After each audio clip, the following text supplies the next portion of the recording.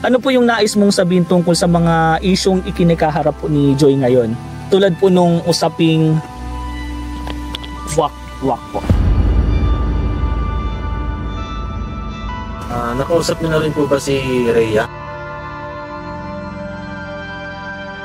Ate, ako nadadamay. Nadadamay po Nadadamay na wala namang katotohanan. Meron din kasi akong mga nakita, mga nakapapanood na. Sabi daw, ayaw daw nung nanay na magpalabing.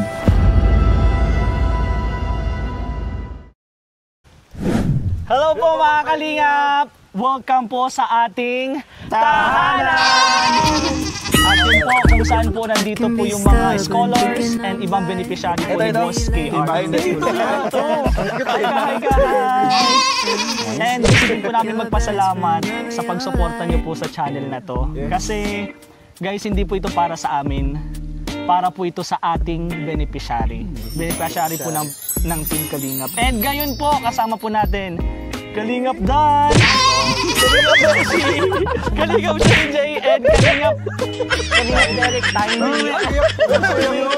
Si Kalingap Goatee. Kalingap Goatee. Si Goatee yan. Dito kasi gumagawa ng mga fur. Oh, fur. Sa... Sorry. Salita.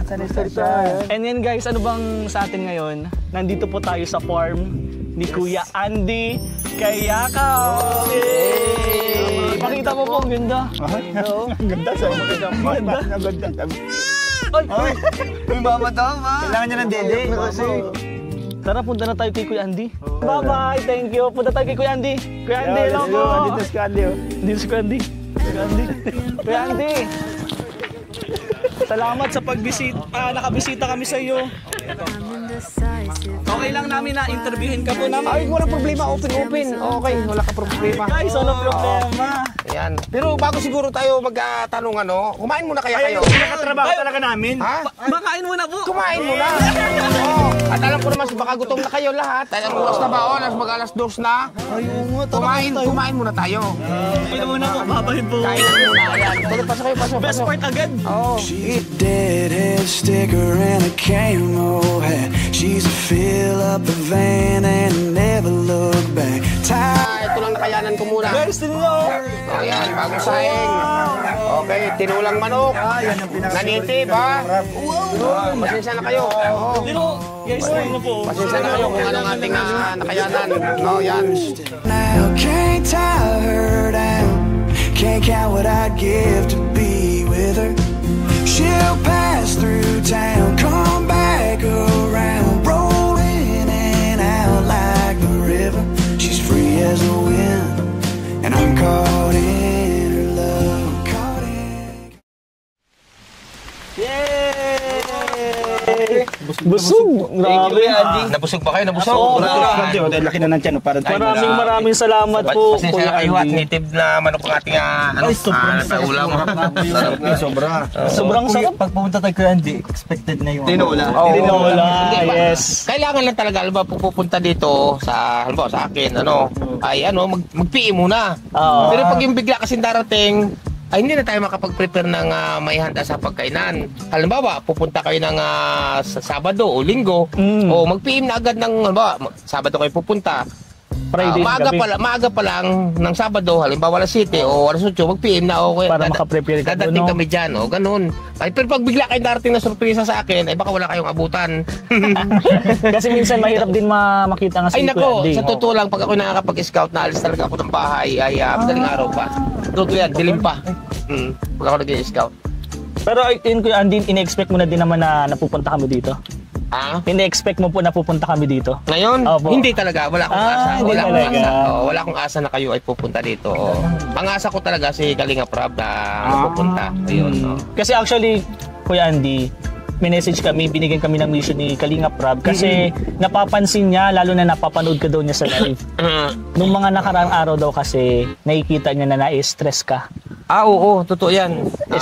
Stress, naghalo-halo na, nagkaroon ng karamdaman, nagsabay-sabay na stress bago nagkaroon tayo ng karamdaman sa katawan. At ang stress ko naman sa pamilya, sa aking pamilya, sa sariling pamilya. Yeah, pala. Pero yun okay lang ka Andy, interviewin ka namin. Oo, wala lalo na alam mo naman may mga issue na naririnig tayo, nakikita. So, gusto din naming malinawan lahat ng viewers. And syempre gusto din namin malaman kung okay lang ba ikaw dito, okay lang ba yung pakiramdam mo. Lalo na napansin namin, bro, napansin nyo ba? Si Kuya Andy is pumapayat. Namayat talaga siya. Pumayat talaga. Nung Malaki, oh. Tingnan, pakita mo nga po yung relo mo. Ato dati, sikip yan. Ngayon, naiikot na yun. Wala na, luwag na. Oh. Yan kasi pasiyan ko kasi rilo ko talaga sikip to. Yung bigay pa ito sa akin eh. Ngayon, naikot na yun. Naikot na para na pwedeng gawin trumpo. Pumayat talaga si Kuya Andy. Saka ito, halatan na dito saan. Pumayat talaga. Pero anong dahilan ba niyan, Kuya Andy? Anong dahilan ko bakit ka nagpayat? Una, ang dahilan talaga nito na nagkasabay-sabay na stress sa aking pamilya.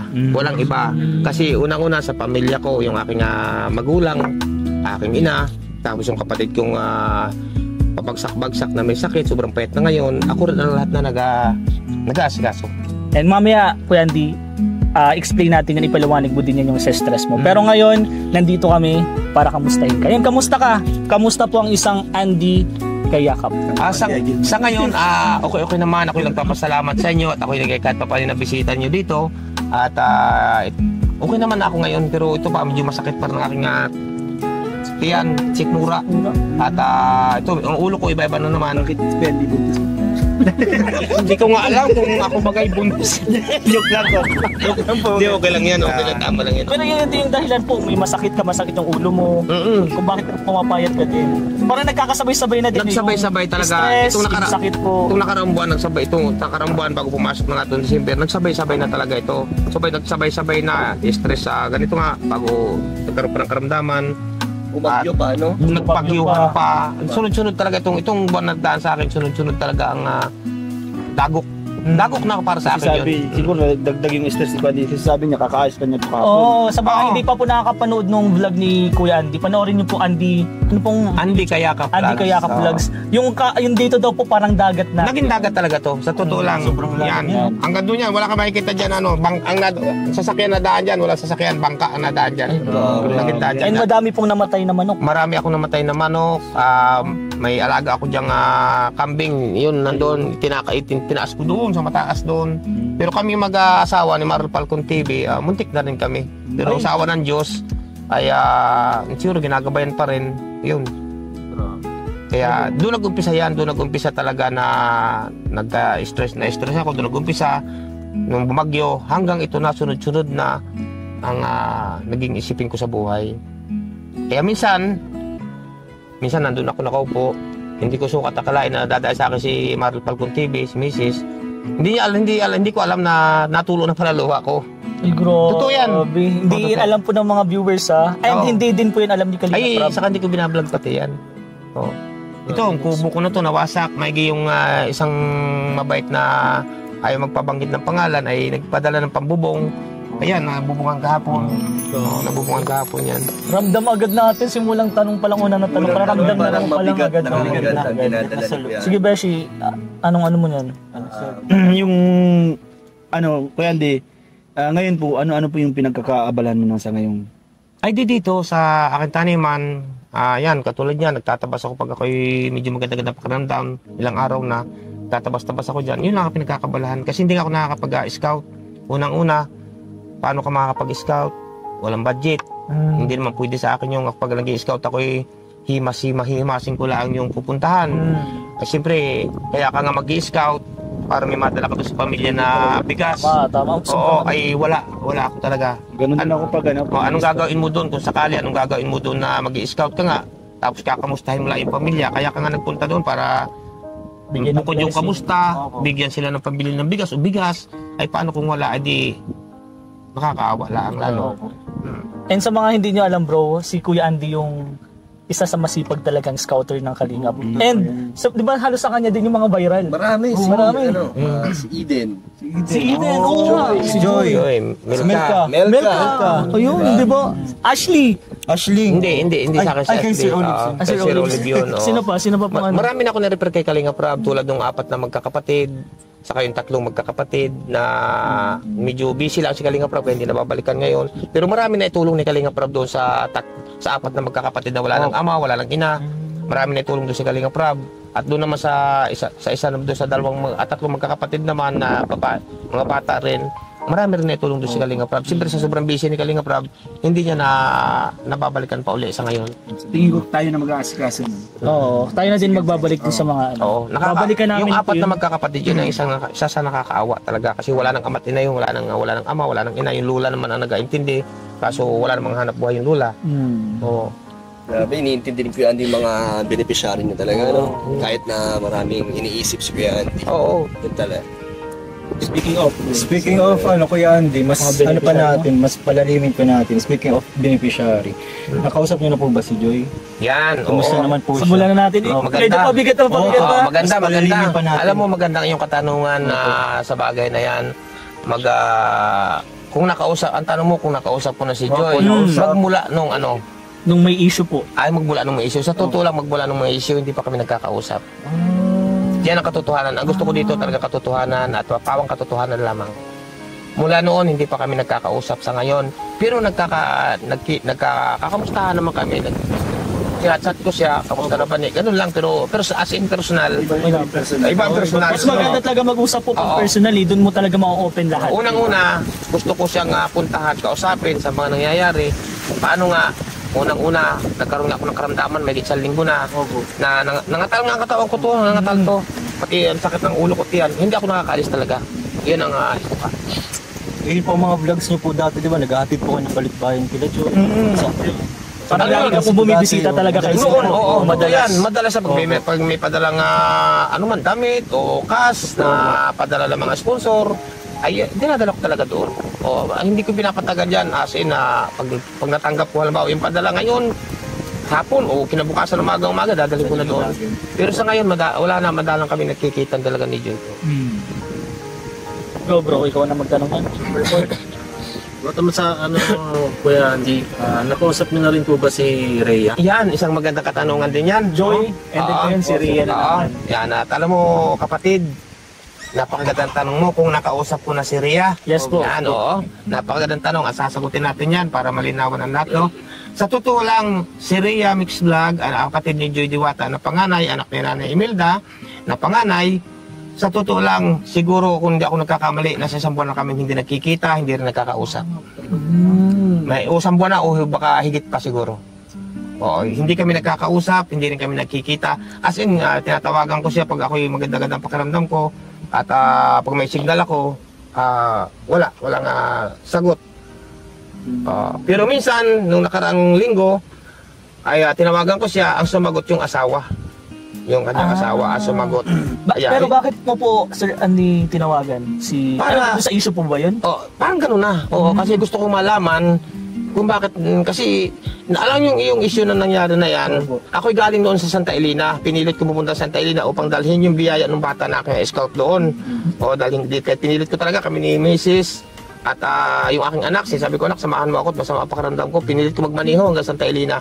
Pagdating dito na ako dumiretso, iniwan ko ng mga bata sa bahay, sa Bagong Silang. Doon ko na nalaman yung as in yung mga balitang ganon, yung nangyaring may pumutok na ganon. Doon ko lang nalaman yan. Kaya, kinukontak ko si Rhea noon. Rhea, ang bala ko talaga noon, tatanong ko kung ano ba ito, kung totoo ba ito o hindi ba. Kasi talaga hindi ko talaga makontak. Pero nung itong nakaraan lang linggo, ay nakontak ko, pero hindi si Rhea ang aking nakausap, yung asawa.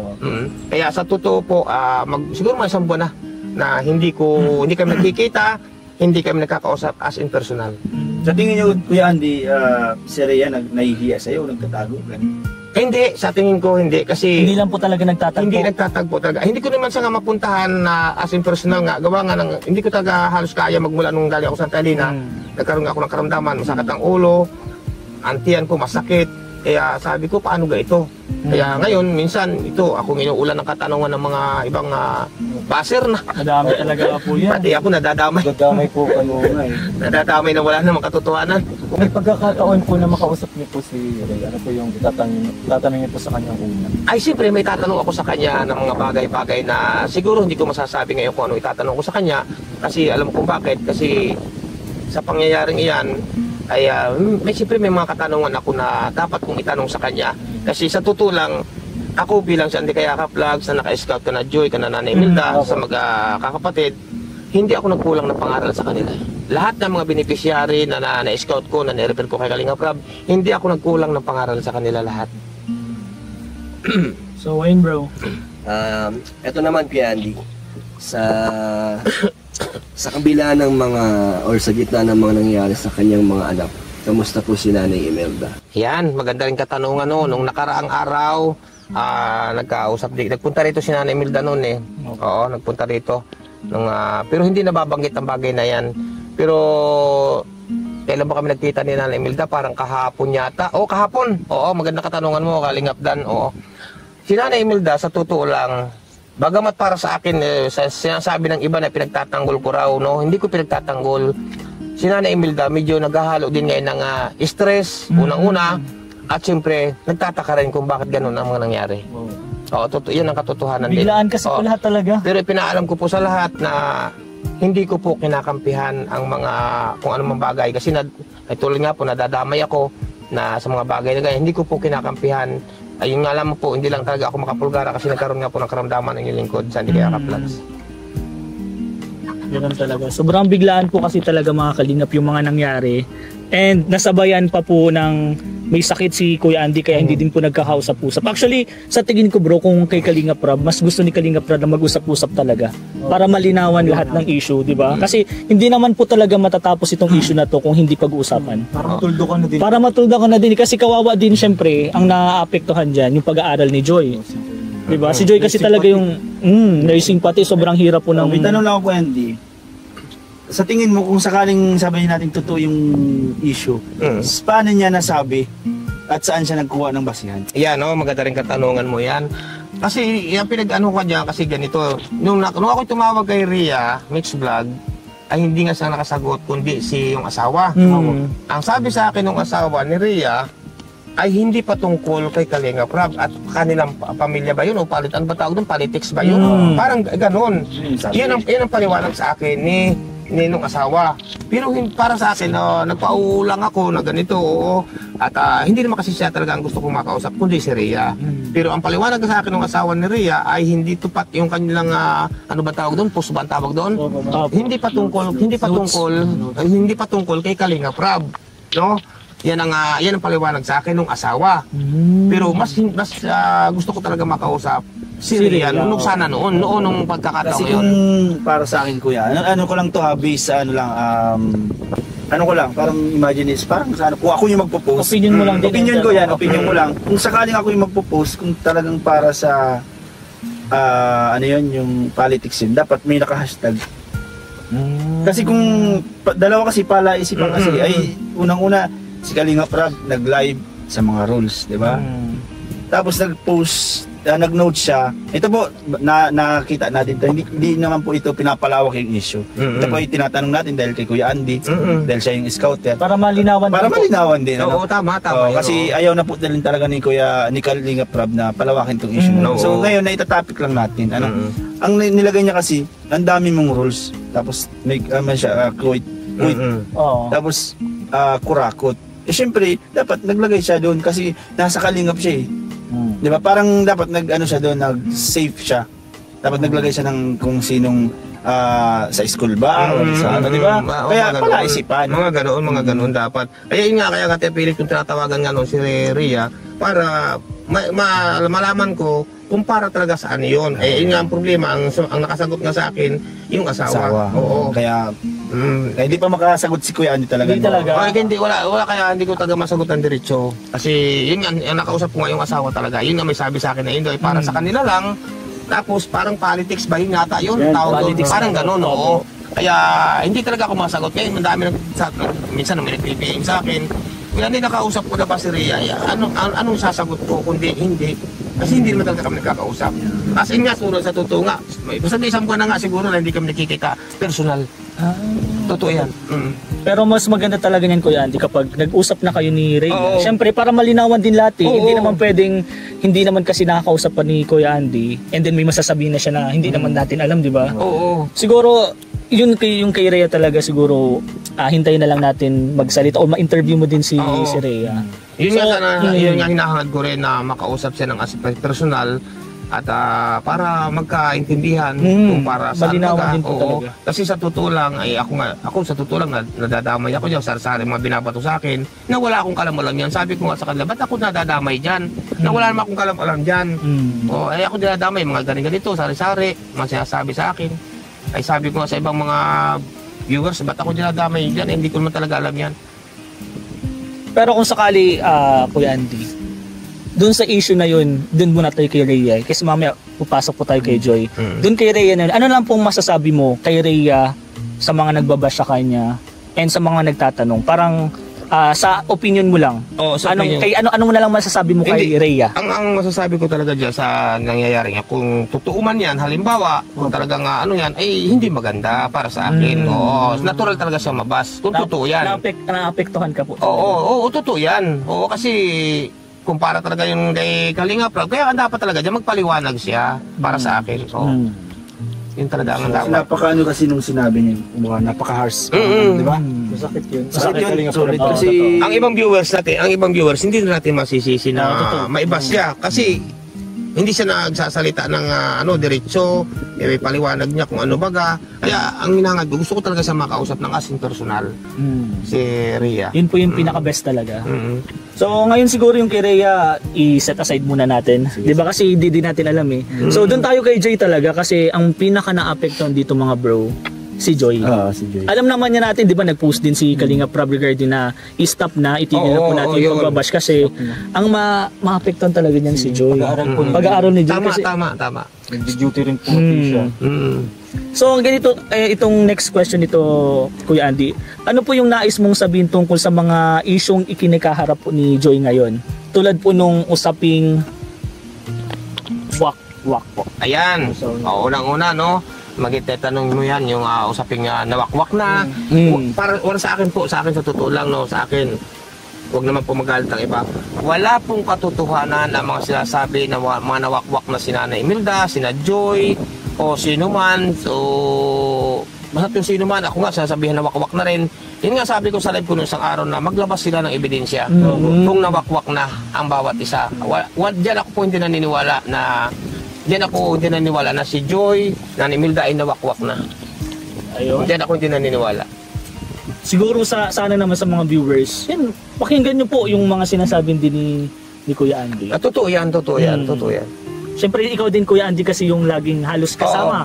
And nakikita lagi sila Nanay Imelda. Kasi kung tutusin, kasi ang dami kasi nagsasabi na si Nanay Imelda nawakwak na, pati ako nawakwak na. Ayun nga sasabi ko, maglabas sila ng kaebidensya na nawakwak na ako, nawakwak na si Nanay Imelda. At sino naman pati ang mangwawakwak sa akin? Yan ang katotohanan. At yan sa totoo lang, sina Joy noong panahon, kung yan talaga hindi ko binantayan, ay baka pa nawakwak na yan noon. Kasi may alaligid dyan doon, binabantayan ko yan doon sa kanila noon. Maaga pa lang, minsan dilim-dilim pa, nandun ako, nakamonitor na ako doon. Kasi noon, di ba nabalita yung wawakwak yan si Nanay Imelda. Di ba may umami na nga doon kung sino pa yung isa na nag-offer. Totoo yan, may nag-offer pa dyan ang may nag-offer dyan. Sinubukan sila kung tatanggapin, hindi tinanggap. Ibig sabihin pala Kuya Andy, malinaw din na may mga sumusubok. Totoo yan noon. Pero hindi sila makapulgara dahil nandun ako. Galing po. Binabantayan ko talaga yan. Pag nabalitaan ko noon, tawag sa Nanay Imelda noon, Kuya Andy, may nagpunta ritong tao. Pinuntahan ko agad, hindi ko inabot. Talagang kung pinabayaan ko talaga yun noon. Noon yan. Mayroon yan, pero inagapan ko yan. Binantayan ko talaga yan. Kaya yung mga sinasabi nitong ibang mga baser o kung sino man, mga nawakwak na, dyan ako hindi naniniwala. Diyan di kaya lang, sari-saring binabato, nawakwak na rin. Patunayan. Yan Kuya Andy, sa mga nangyayaring issue kay Joy, ano yung, siyempre yung pakiramdam? Masakit para sa akin. Kasi sapul-sapul na, magmula pa, tinuring ko ng mga anak yan. Si Joy, si Bunso, at si Nanay Imelda, para mga kapatid, kung magkasama kami, para kami magkakapatid. Masakit din para sa akin yung mga bato ng mga baser. Sino nakipaglaban ako nung araw dyan hanggang sa ako'y nagpa-blatter pa. sa pambabas kay Joy noon. Yan, at kasama ko si Nanay Imelda noon, si Maril Falcon TV, si Mrs. Masakit para sa akin na ibinabas sila Joy na walang katotohanan. Ikaw bro, tanong pa yung ano Kuya Andy, ano naman po yung nais ninyong gawin o plano para kay Joy? Sa ngayon, para saan yun? Planong ano? Sa mga nangyayari po sa kanya ngayon na issue. Para kay Joy, ang lagi ko wala akong kinukang plano sa kanya. Basta nasabi ko sa kanya, sundin nila ang pangaral ko noon paman. Na wag unang-una, wag kayong rirekta sa sponsor. Padalawa, kayo ay wag magpapawakwak. Kaya sabi lagi pangaral ko kay Joy noon paman hanggang sa ngayon, nung huli namin kita, ang pangaral ko sa kanya ay tibayan niya kanyang loob sa mga baser. At manatili siya sa Kalingap. Yun. Lagi ko sinasabi kay Joy noon pa man. At alam ni na Joy yan, alam na Nanay Imelda yan. Ito naman Kuya Andy, dahil patok nga ngayon ang Franjoy. Kumusta po? Para po sa inyo ang Franjoy. Ay, ako sa totoo lang, magandang katanungan niya, no? Ang noon, nabasa ako noon about do sa unang lab team, no? Kaya Kalingap Dan, totoo yan, di ba? Na ako dahil kontra. Wala akong kinukontrahan dahil hindi naman ako may pakanan yan. Ngayon na naman, ito na naman, Franjoy na naman. Nababas din ako, kontra din daw ako. Ano ka naman, wala na akong paglagyan. Kahit sino man ang maging kalab team ni Joy Diwata, basta't nasa mabuti, nandun ako. Suporta tayo dyan. Suporta tayo dyan. Dahil beneficiary yan. Oo, hindi ka lang masyado nagsasalita. Pararatangan ka na naman ng ganito, kontra. Hindi tayo kontra sa ganyang bagay dahil yan ay love team lang. Oo, di ba? Suportahan na lang ang bawat isa. Kung kahit sino man yan, yan. Kaso yung iba hindi nakakaunawa, ay hindi raw ako nagsasalita. Ay, yun, against na raw ako. Ayoko daw ng love team. Ay, mahirap yun. Dalawa din kasi yan, Kuya Andy. Magsalita ka po o sa hindi, may masasabi. Totoo yan. Ano, about dyan sa love team or tandem na yan. Meron din kasi akong mga nakita, mga nakapapanood na. Sabi daw, ayaw daw nung nanay na magpa-love team. Ayan. Ang tatanong ba yan sa akin? Yes po. Ayan, magandang katanungan din yan. Oo. Sa totoo niyan, ganito yan. Kaya, nung nakaraang pambuwan, mga nagdaang buwan yan, nabas si Nanay Imelda noon. No? Ang katotohanan niyan, hindi si Nanay Imelda sadyang ayaw. Kasi may nagkaroon na si Nanay Imelda ng nung panahon kasi nung sa nagdaan noon ay hindi doon si Nanay Imelda hindi nagka-trauma doon sa nagdaang lab team, no? Alam ko 'yan, hindi siya nagka-trauma doon. Na-trauma si Nanay Imelda at nagkaroon ng problema, nag-isip na ninervyos doon sa pagka-aksidente nila. Namuntik na silang mamatay mag-iina. Muntik na yun noon kasi yung bus nila parang na-aksidente yata. Ako naman, galing ako kay Joy noon. Ako umuwi na, si Nanay Imelda naman na pumunta doon. Alam ko yun. Halos na aksidente. Alam ko po yun. Oo. Alam ko yun kasi ako yung pumunta talaga doon. Ako yung nakahanap kay Joy noon. Mas nauna ako sa yung pumunta. Pero hindi mo daw siya, hindi ko nakita. Tapos Pag alis ko, ako naman yung pumunta. Ikaw naman, pag alis mo siguro, si Nanay Imelda dumating. Imelda. Iyon. Sa Nanay Imelda, kaya nabas yan noon sa katanungan na about sa ayaw sa Franjoy, no? Yan ay hindi ayaw, nakiusap lang na sa ngayon wag muna sanang i-love team, nakiusap, may pakiusap yan. Doon nag-comment yan na si Nanay Imelda, pinapangaralan ko na, wag ka na magpaka-comment sa mga sa mga nagla-live. Ay si Nanay Imelda hindi na makatiis, nag-comment yan doon sa live ni Bobby 143. Ayan, ang comment naman dyan doon, hindi masama, nakikiusap. Kuya Bobby, tanda ko pa yun, ang comment niya doon kasi nabasa ko rin yun Kuya Bobby, nakikiusap ako, wag munang i-love team si Joy sa ngayon. At yun naman, kinausap po rin si Kalingap Rab dito. Okay. Dito din po yun. O yan sa bangko na yun. Diba? Nung last Ang sabi sa akin ni Nanay Imelda noon, Kuya Andy, pag nakita mo si Kalingap Rab, sabi mo, ipaabot mo na, ako nakikiusap na sa ngayon, wag mo nang i-love team si Joy. Pero banda-banda ikadiyan, ay Pwede naman. Wag sa ngayon lang ikaw, wag muna. Ayun. Kaya nabas naman nun si Nanay Imelda. And yun lang tayo sa mga issue kasi sa tingin ko naman halos nasagot naman din lahat. And hindi po lahat talaga ng issue masasagot sa ngayon. Kasi kailangan din pong kausapin ni Kuya Andy si Nanay Imelda, sila Rhea and sila Joy po.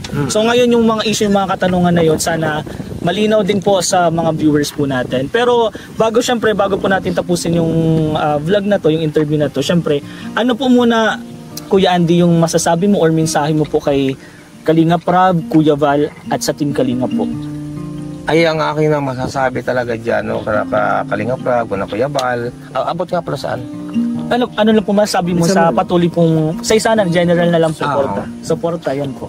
Ay, sa kay Kuya Val at kay una-una kay Kuya Val, kay Atid na, kay Kalinga Prab, ay wala akong masasabi kundi salamat at patuloy na natulong sa ating mga kababayan. Wala akong masasabi talaga dyan kasi sa sobrang dami natulungan talaga niyan. Napaka matulong yan ni Kuya Val, ni Atid at ni Kalinga Prab. Yan ang aking masasabi talaga. And last po, Kuya Andy, doon naman po sa mga walang tigil na pagsuporta po kay Joy po, kay Joy Diwata. Ano po yung masasabi mo sa mga supporter niya na hanggang ngayon po magka-problema man po wala, nandyan po sila? Salamat ng maraming no, sa lahat ng mga patuloy na sumusuporta kay Joy Diwata. Maraming po salamat sa lahat na patuloy na sumusuporta kay Joy Diwata at sa mga susuporta pa. Patuloy niyo po suportahan at ako po lubos na nagpapasalamat sa inyo. Siyempre lubos din ako nagpapasalamat.